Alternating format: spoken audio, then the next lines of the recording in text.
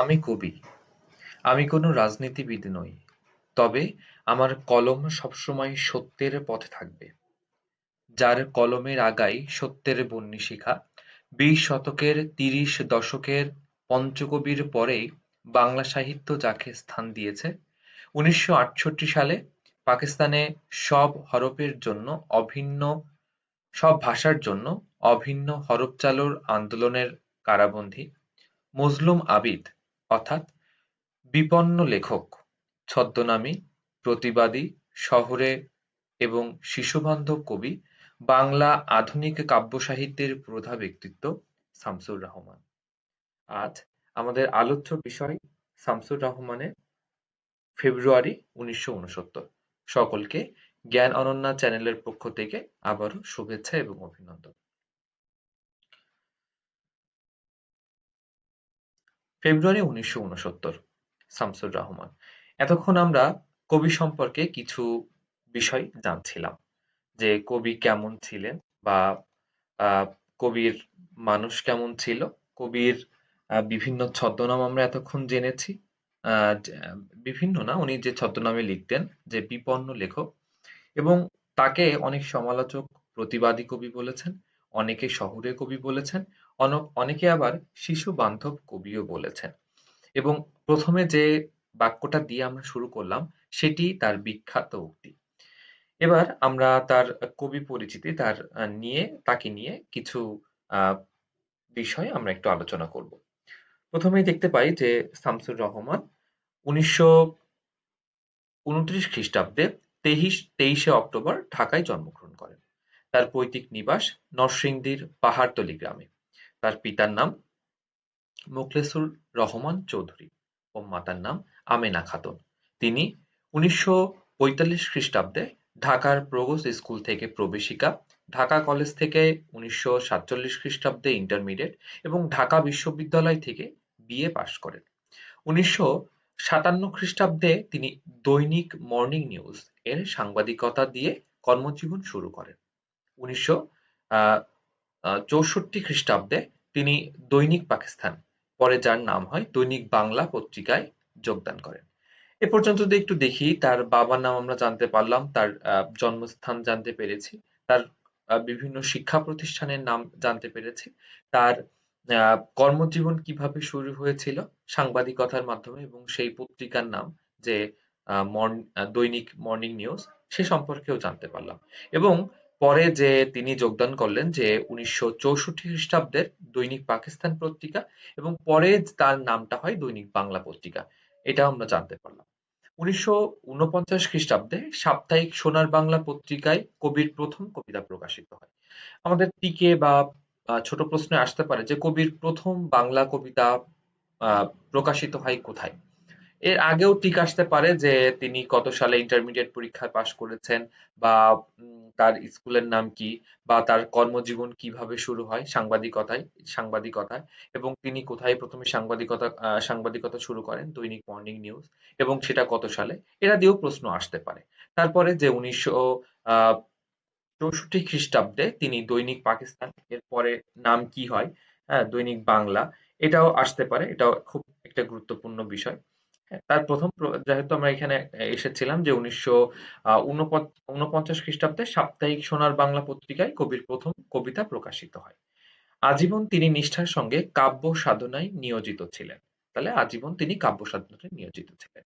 তিনি ছিলেন গণতন্ত্রের পক্ষে, ছিলেন সত্য, সুন্দর ও ন্যায়ের পক্ষে। প্রশ্ন এখানে বহুপদী যে প্রশ্নগুলো আসে যে কবি শামসুর রহমান কিসের পক্ষে ছিলেন? তিনি গণতন্ত্রের পক্ষে ছিলেন, সত্যের পক্ষে ছিলেন, সুন্দরের পক্ষে ছিলেন এবং ন্যায়ের পক্ষে ছিলেন। রাষ্ট্রভাষা আন্দোলন থেকে শুরু করে স্বাধীনতা যুদ্ধ এবং পরবর্তী সকল গণতান্ত্রিক আন্দোলনের প্রতি অকুণ্ঠ সমর্থন তার কবিতায় রয়েছে। তার কবিতাকে করেছে অনন্য বৈশিষ্ট্যমণ্ডিত। আমরা যে একটু আগে যে উম লাইনগুলো বলেছি, যে ১৯৬৮ খ্রিস্টাব্দে পাকিস্তানের সব ভাষার জন্য অভিন্ন হরফ চালুর আন্দোলনে তিনি কারাবন্দী হন। এখান থেকেই কিন্তু বোঝা যাচ্ছে যে ভাষার প্রতি তার ভালোবাসা। যেহেতু তিনি ৬৮ তে আন্দোলন করেছিলেন, অতএব যার ভিতরে একবার আন্দোলনের বীজ ঢুকে যায়, তো তাকে কখনো কোনোভাবেই দমানো যায় না বা তাকে নিবারণ করা যায় না। অর্থাৎ ভাষার প্রতি তার এই যে ব্যবহার বা ভালোবাসা, এটার মাধ্যমে আমরা বুঝতে পারি যে আ তার আ এই যে দেশ বা দেশের গণতন্ত্র বা দেশের সার্বিক পরিস্থিতির উপর কতটা ভালোবাসা ছিল।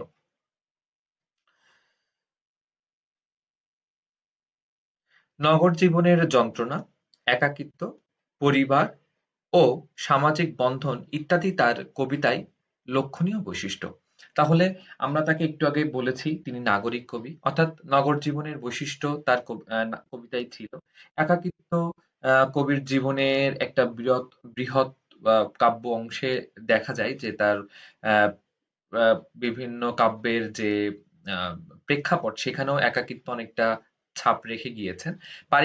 পারিবারিক ও সামাজিক বন্ধনও তার কাব্য সাধনায় অনেকটা আহ, বলা যায় প্রভাব বিস্তার করেছে। এটা তার কবিতার ভিতরে আমরা দেখতে পারি। শামসুর রহমানের উল্লেখযোগ্য কাব্যগ্রন্থ হলো প্রথম গান, দ্বিতীয় মৃত্যুর আগে, রৌদ্র করটিতে, বিধ্বস্ত নীলিমা, নিরালোক দিব্যরথ, নিজ বাসভূমে, বন্দী শিবির থেকে, ফিরিয়ে নাও ঘাতক কাঁটা, উদ্ভট উটের পিঠে চলেছে স্বদেশ, বুক তার বাংলাদেশের হৃদয় ইত্যাদি। এগুলো তার উল্লেখযোগ্য কাব্যগ্রন্থ। এখান থেকে প্রশ্ন আসতে পারে যে যেকোনো একটা দিয়ে যে লেখক বা কবির কাব্যগ্রন্থ কোনটি? এগুলো আমাদের জেনে রাখাটা খুব ভালো।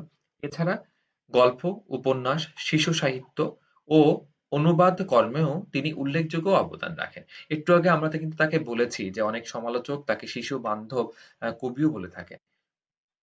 এখান থেকে আমরা বুঝতে পারি যে তার শিশু সাহিত্যের প্রতি যে একটা ভালোবাসা কাজ করত, কারণ তার অসংখ্য ছোট গল্প পাওয়া যায় এবং ছোটদের যে কবিতা সেগুলো তার লেখনী শিল্পের একটা বৃহৎ অংশ জুড়ে রয়েছে। তিনি আমি হ্যাঁ, এটা আমি তিনি আমদজি পুরস্কার, বাংলা একাডেমি পুরস্কার, ২১শে পদক, স্বাধীনতা পুরস্কার সহ অসংখ্য পদক ও সম্মাননায় ভূষিত করেছে। আমার পড়তে দেরি হচ্ছিল। আমি মাউসটা চেষ্টা করেছি যে প্রত্যেকটা লাইনের নিচে আসে যাতে আমরা বুঝতে পারি যে আমি কোন লাইন পড়ছি। হ্যাঁ? এজন্য একটু দেরি হলো, তার জন্য দুঃখিত। তো উনি ২০০৬ খ্রিস্টাব্দে ১৬ই আগস্ট তিনি মৃত্যুবরণ করেন। তিনি মৃত্যুবরণ করেন, তার মৃত্যু সাল। এবার আমরা একটু কবিতায় ঢুকবো। এতক্ষণ আমরা কবি কেমন ছিলেন, কবি পরিচিতি সম্পর্কে বুঝতে পারলাম বা কবি পরিচিতির মাধ্যমে বুঝতে পারলাম যে কবি একজন প্রতিবাদী কবি বা প্রতিবাদের সাথে বা সংগ্রামের সাথে তার নিবিড়তা ছিল। আমরা একটু আগে বলেছি গণতন্ত্র বা ভাষা আন্দোলন বা মুক্তিযুদ্ধ তার মানে সাহিত্য সাধনার একটা আম, বলা হয় এটা বৃহৎ অংশের সাথে নিবিড়ভাবে জুড়ে রয়েছে। অর্থাৎ তার কবিতায় এবং তার সাহিত্য ধারার ভিতরেও যে আমরা এই লক্ষণগুলো খুব নিখুঁতভাবে দেখতে পাবো এটা আহ আহ, নিশ্চিতভাবে বলাই যায়। তো দেখি আমরা একটু কবিতা বিশ্লেষণ করি বা কবিতা একটু পড়ার চেষ্টা করি বা আমরা এখান থেকে বুঝতে পারবো। আমরা সবাই কবিতায় মনোনিবেশ করি। আবার ফুটেছে দেখো কৃষ্ণচূড়া থরে থরে শহরের পথে কেমন নিবিড় হয়ে। কি বলছে? আবার ফুটেছে দেখো কৃষ্ণচূড়া থরে থরে থরে থরে শহরের পথে কেমন নিবিড় হয়ে। আবার ফুটেছে মানে এটা আগে একবার ফুটেছিল, আবার ফুটেছে। অর্থাৎ কৃষ্ণচূড়ার সাথে ভাষা আন্দোলনের কিন্তু একটা নিবিড় সম্পর্ক রয়েছে। তো এটা যেহেতু একটা মানে ভাষা আন্দোলনের পরে লেখা একটা কবিতা, তো লেখক বলতে চাচ্ছেন যে কৃষ্ণচূড়া একবার ফুটেছিল, সেটা ভাষা আন্দোলনের সময়, সেই ফুলটা আবার ফুটেছে। অর্থাৎ সেই চেতনাটা যেন আমাদের ভেতরে আবার জাগ্রত হচ্ছে। তখন জাগ্রত হচ্ছে না যে ভাষা আন্দোলনের পর যেন আমরা সেই চেতনাকে সার্বক্ষণিক ধারণ করি, সেটাও লেখকের বলা যায় অন্যতম প্রয়াস। তো বলছে যে থরে থরে, একটা দুটো না কিন্তু, থরে থরে শহরের পথে কেমন নিবিড় হয়ে। হালকা ভাবে না, হালকা দুই একটা না, থরে থরে নিবিড় হয়ে। তো ভাষা আন্দোলনের যে চেতনা সেটা যেন আমাদের ভিতরে বা আমাদের আহ, সামাজিকতায়, আমাদের রাজনৈতিকতায় বা আমাদের বাহ্যিকতায় সবসময় থাকে, কবি সে কথাটাই বলার চেষ্টা করছেন। কখনো মিছিলে বা একা হেঁটে যেতে যেতে মনে হয় ফুল নয়, ওরা শহীদের ঝলকিত রক্তের বুদবুদ, স্মৃতিগন্ধে ভরপুর। কখনো মিছিল কখন হয়? মিছিল হয় আন্দোলনের সময়, প্রতিবাদের সময়। তো যদি কখনো মিছিলে আমরা যাই, তো তখন আমরা ফুলটাকে দেখতে পাই। আবার যখন একাও যাই, তখনও যেন ফুলটা একাও যেতে যেতে মনে হয় ওরা ফুল নয়। মিছিলে গেলেও আমরা ওটাকে ফুল মনে হচ্ছে না, আবার একা যখনও যাচ্ছি, মানে চেতনাটা আমরা এভাবেই ধারণ করব। সেটা যদি সামষ্টিক আকারেও আমরা সামষ্টিক আকারেও যদি আমরা থাকি, বা সামষ্টিক আকারেও আমরা যদি সেটা বহিঃপ্রকাশ পাই, কিন্তু যখন আমরা ব্যক্তি বা স্বতন্ত্র অবস্থায় থাকি, তখনও যেন সেই চেতনাটা আমাদের ভিতরে থাকে। যেতে যেতে মনে হয় ফুল নয়। যে কবিতায় ফুলগুলো দেখছে ওগুলো ফুল নয়। ওরা শহীদের ঝলকিত রক্তের বুদবুদ। এই শহীদ কিন্তু ৫২ শহীদ, স্মৃতিগন্ধে ভরপুর। যার স্মৃতি এবং গন্ধ আমাদের রক্তের সাথে মিশে আছে, আমাদের সভ্যতার সাথে মিশে আছে, আমাদের সংস্কৃতির সাথে মিশে আছে, আমাদের যাপিত জীবনের সমস্ত কিছুর সাথে মিশে আছে। একুশের কৃষ্ণচূড়া আমাদের চেতনারই রং। এখানে এই কবিতার অন্যতম সবথেকে গুরুত্বপূর্ণ লাইন, একুশের কৃষ্ণচূড়া। কৃষ্ণচূড়া সাধারণত ফেব্রুয়ারির পর থেকেই ফোটা শুরু করে। আর রংটা লাল, যেটার সাথে আমাদের রক্তের খুব মিল রয়েছে, এবং একুশও আমাদের মনে করিয়ে দেয় যে পৃথিবীর একমাত্র জাতি আমরা, যে জাতি তার ভাষার জন্য রক্ত দিয়েছে, যে জাতি একমাত্র, পৃথিবীতে একমাত্র যারা ভাষার জন্য জীবন উৎসর্গ করেছে। শুধু জীবন উৎসর্গ করেই থামেনি, জীবন উৎসর্গ করতে পিছু পা হয়নি। এই একুশের চেতনা, একুশের কৃষ্ণচূড়া আমাদের চেতনারই রং। আমরা যেন সেই চেতনাকে ধারণ করি, সেই চেতনাকে লালন করি, সেই চেতনাকে যেন আমরা আমাদের অস্তিত্বে, আমাদের বাহ্যিকতায়, আমাদের আন্তরিকতায় সবকিছুতে ধারণ করে এগিয়ে চলতে পারি। এটাই কবির প্রত্যাশা। তারপরে কি বলেছে? এ রঙের বিপরীতে আছে অন্য রং। আমরা জানি, যখনই কোনো অভ্যুত্থান হয়, যখনই কোনো বিপ্লব হয়, তার পক্ষে যেমন কিছু মানুষ থাকে, বিপক্ষের মানুষও থাকে। এবং বিপক্ষের মানুষ যেন এই আ আ নব উত্থানকে, নবজাগরণকে সবসময় দমিয়ে রাখতে চায়, তাকে ধ্বংস করে দিতে চায়, তাকে আ নিঃশেষ করে দিতে চায়। কিন্তু ইতিহাস এবং সভ্যতা আ বা ঐতিহ্য এতটাই বলা যায় আ শক্ত বা এতটাই শক্তিশালী যে সেই কুচক্রী মহল যতই চেষ্টা করুক না কেন, নতুন ভাবে পথ চলার যে দৃঢ় প্রতিজ্ঞ আমরা এবং আমাদের যে জাতি, সেটাকে কখনোই বিরোধী শক্তি, এই কালো শক্তি দামিয়ে রাখতে পারেনি, তো দাবিয়ে রাখতে পারেনি। তো তাই বলছে যে এই রঙের বিপরীতে আছে এক রং। চেতনার যে ধারণকারী আমরা একটা এক এক জাতি, আমরা জাতি, সেই জাতির বিপরীতেও একটা জাতি আছে। যে যে জাতি আ ২১শে ফেব্রুয়ারি কি আমরা জানি না। আমরা অনেকেই দেখি রিলসে যে ২১শে ফেব্রুয়ারি কি দিবস? তারা বলে বিজয় দিবস। আমরা যদি জিজ্ঞেস করা হয় ২১এর ভাষা শহীদদের নাম, তাও তারা বলতে পারে না। এবং আ বলা যায় যে ২৬শে মার্চ কি দিবস? তাও তারা বলতে পারে না। এ এক জাতি, এরা জানি না যে বুঝে শয়তান না, না বুঝে শয়তান। এর বাদেও এরা তো ছোট, ছোট শয়তান। এর বাদেও চেতনা ধারণকারী ব্যক্তিকে সবসময় লাঞ্ছিতকারী একটি ব্যক্তি আছে। এবং এই চেতনাকে, এই সংগ্রামকে নিষ্পেষিত করা, এই সংগ্রামকে ধুলে মিশিয়ে দেওয়ার যে শক্তি, সেই শক্তির কথাই লেখক বলছেন। যে রং লাগে না ভালো চোখে, যে রং সন্ত্রাস আনে। কবি ঠিক তার কথাই বলছেন যে, যে রং চেতনার বিরোধী, যে রং সংগ্রামের বিরোধী, যে রং নবজাগরণের বিরোধী, সে রং চোখে ভালো লাগে না এবং যেটা সন্ত্রাস আনে।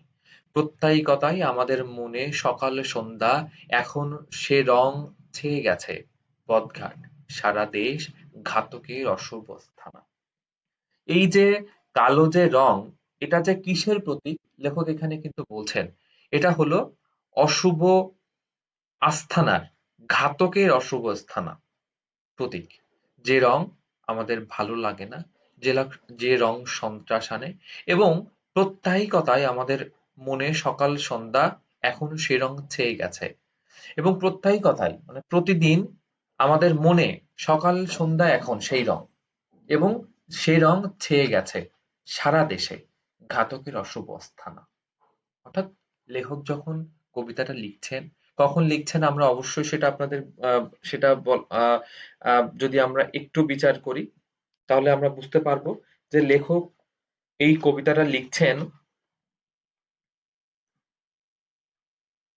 1969 কে ভিত্তি করে।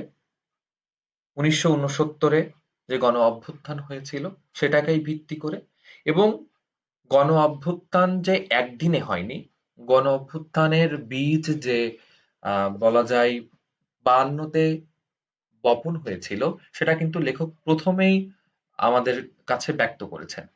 এবং গণ অভ্যুত্থান আহ, ঘটার সময় এর বিরুদ্ধেও যে শক্তি ছিল এবং তাদের যে বলা যায় যে কালো হাত বা তাদের যে বিস্তার, এখানে কিন্তু সেটাই বলছেন। এই কালো হাতের বিস্তার কিন্তু সব জায়গায়, সমস্ত দেশে ঘাতকের ঘাতকের অশুভ আস্থানায়, এবং সেটা পথে ঘাটে ছেয়ে গেছে।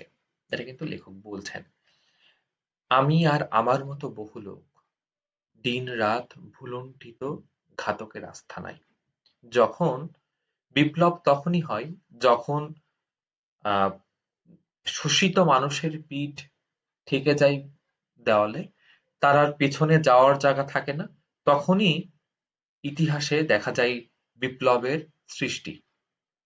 তো লেখকের মতো যারা সত্যান্বেষী, যারা সত্যকে নিজের মেরুদণ্ডের আহ মেরুদণ্ড মনে করে, যারা সত্যকে অস্থিমজ্জায় ধারণ করে, এমন বহু লোক রাত দিন ভুলণ্ঠিত হচ্ছে ঘাতকের আস্তানায়। কারণ আমি প্রথমেই বলেছি কালো রং সবসময় অশুভ শক্তির প্রতীক। কালো রং সবসময় গণ চেতনা বা নব যে চেতনা, নব ধারাকে সবসময় স্তম্ভিত করতে চায়।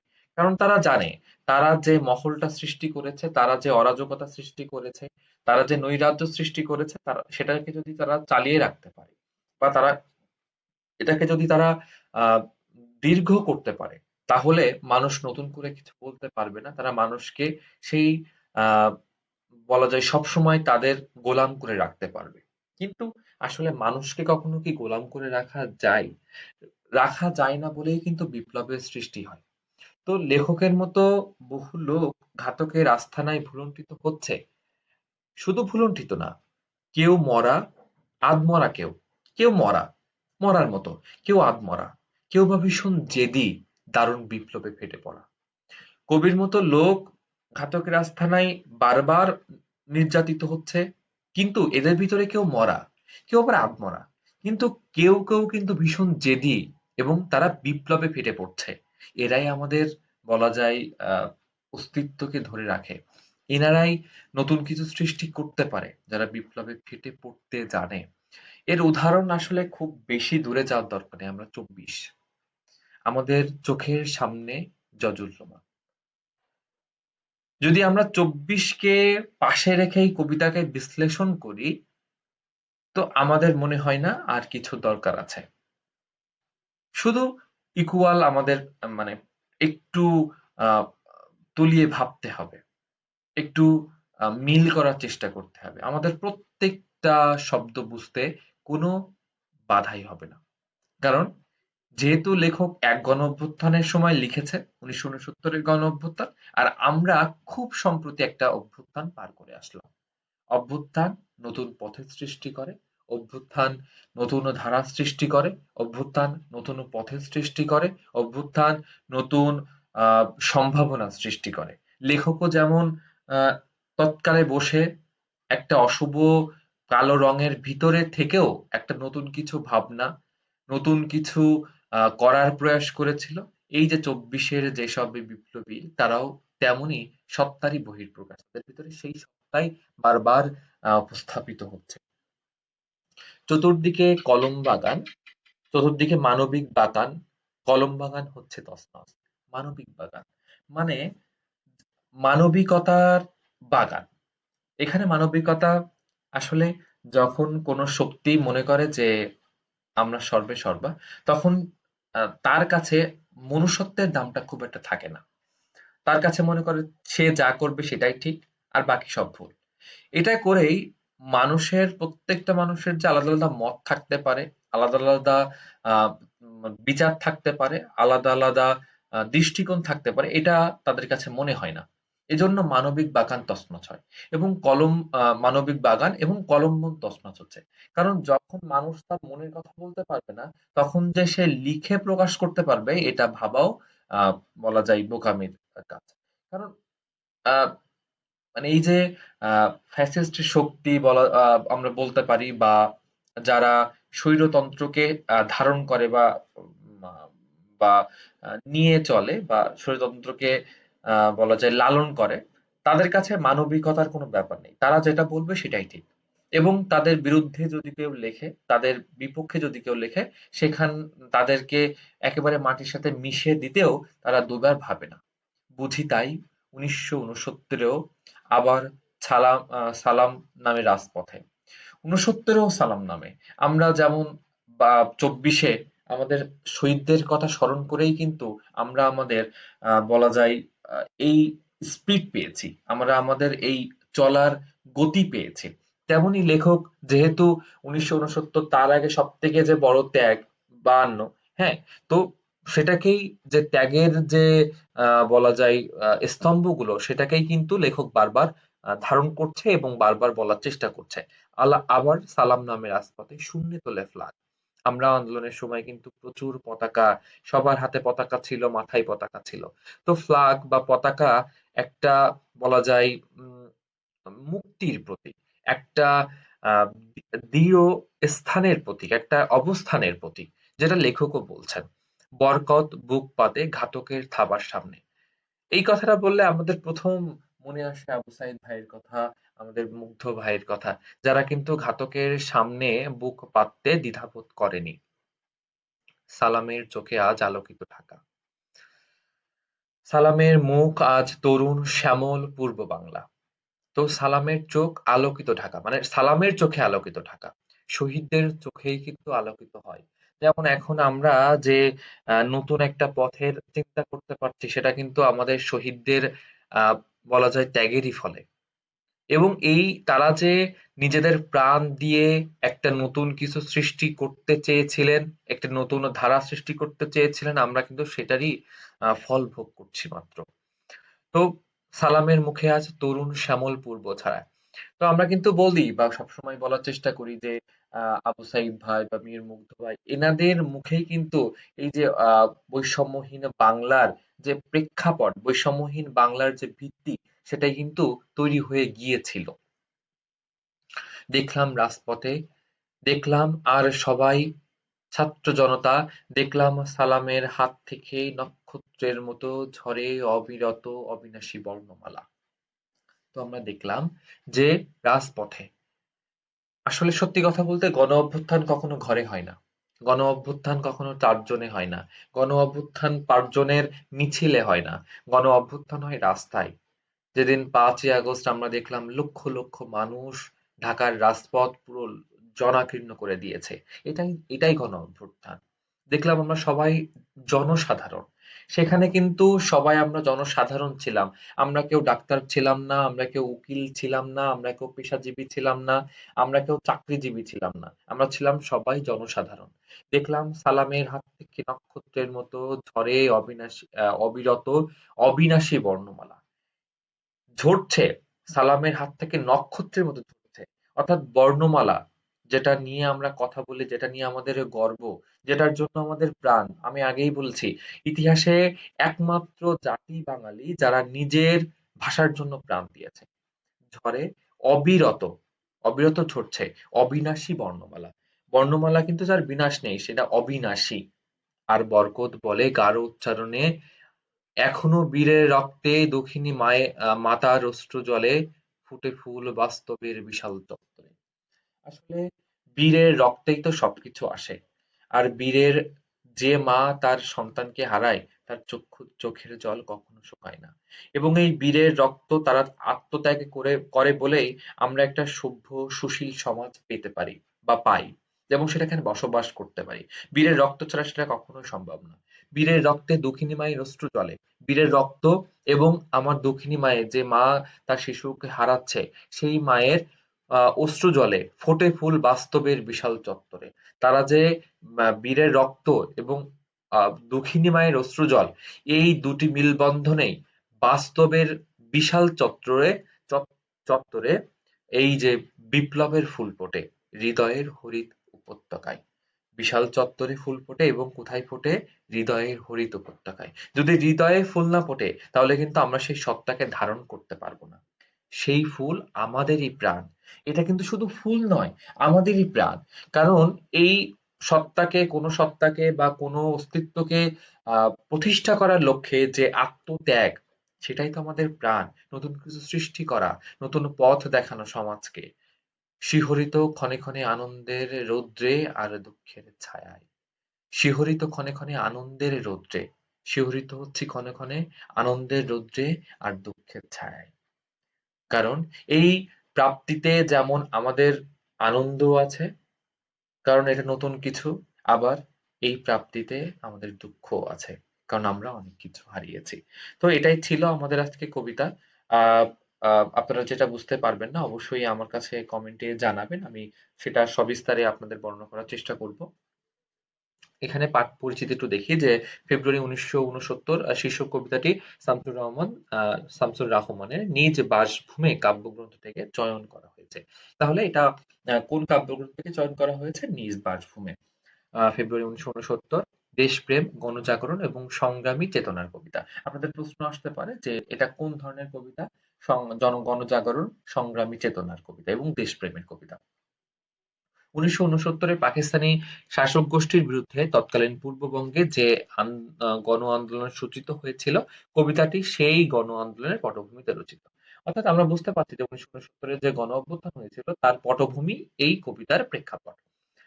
জাতিগত শোষণ, নিপীড়নের বিরুদ্ধে এদেশের সাধারণ মানুষ ক্ষুব্ধ হয়ে গণজাগরণের পটভূমি রচনা করেন। এখানে মোটামুটি সেই প্রেক্ষাপটই বলা হচ্ছে। তারপরে শেষের দিকে আমরা যদি একটা লাইন একটু দেখি, আপনারা এখানে পড়লে জাস্ট একটা বার পড়লে আপনারা বুঝতে পারবেন। যদি কিছু না বোঝেন আমাকে একটু দয়া করে কমেন্টে জানাবেন, আমি সবিস্তারে আপনাদের সেটা বোঝানোর চেষ্টা করব। কবিতাটি ২১-এর রক্তঝরা দিনগুলোতে স্বৈরশাসনের বিরুদ্ধে এদেশের সংগ্রামী মানুষের আত্মহতির মাহাত্ম্যে প্রগাঢ়তা লাভ করেছে। গদ্যছন্দ ও প্রবাহমান ভাষা সুষ্ঠু বিকাশে কবিতাটি বাংলা সাহিত্যের এক অনন্য সংযোজন। তাহলে এটা গদ্য ছন্দে লিখিত এবং প্রবাহমান ভাষা হলো যে আমরা যেহেতু তিনি আধুনিক কবি, আধুনিক কবিতার কিছু বৈশিষ্ট্য আছে যেটা এই কবিতায় ফুটে উঠেছে, যে ভাষাগুলো হবে প্রবাহমান। এখানে কোনো দাড়ি কমা বা আহ মানে অন্তমিল এটা থাকবে না।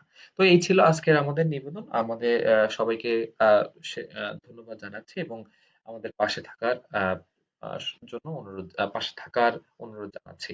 সকলকে আবারও ধন্যবাদ।